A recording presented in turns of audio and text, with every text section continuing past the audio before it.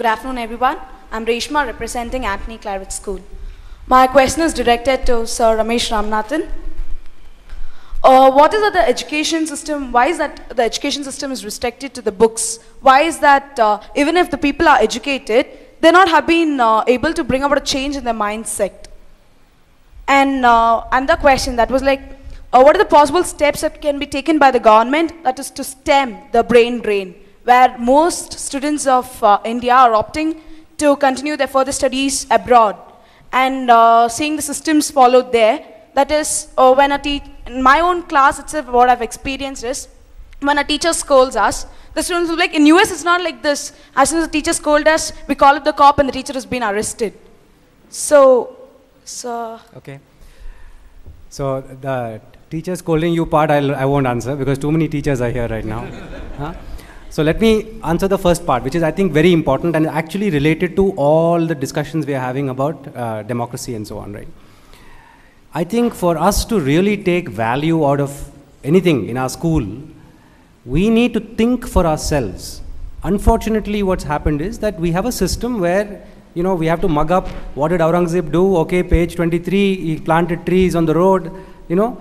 We get into that system in everything we do, unfortunately. Because we are about how do I pass the exam, how do I get the best marks in the exam, how do I go. Now, we can't change that system at an overall level. But for each of us, we can say, okay, can I understand this? Can I internalize it? Can I challenge it? Whether it's in history or science or geography or whatever subject, right? And follow what I care about. That requires a small revolution in our own minds. And you don't need anybody's permission for that revolution. You can do it yourself. And that's the beauty of that.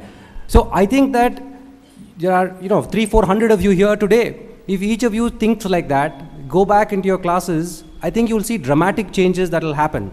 So I think the first step is we have to change our mindsets about what are we going to do with this stuff that's being pushed down our throats, right? How do we challenge it? That doesn't mean you shouldn't do well in class, but understand the concept and then, take it forward. One point about why is it the higher education? I think the biggest thing, I did my schooling in India, I did my undergrad in India, I did my engineering in India, and then I did my master's overseas. The first thing you realize, it's not, the beautiful roads or anything else. When you walk into those campuses, what you smell is the air of freedom, the ability to think for yourself. It's a fantastic feeling to say, I can decide my own timetable, I can decide which class I want to take, what my electives should be.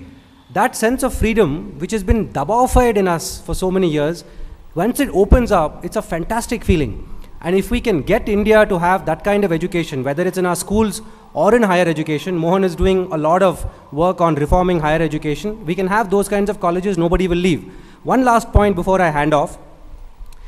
I want to say that what you're hearing here, the discussions you saw, the difference of opinion, let's say, between Mohan and Lucas and others, this is democracy. Democracy is about diversity and differences of opinion. It's not about who shouts loudest. Mohan will have a passionate point of view. That is what Mohan is about. Lucas will have a passionate point of view.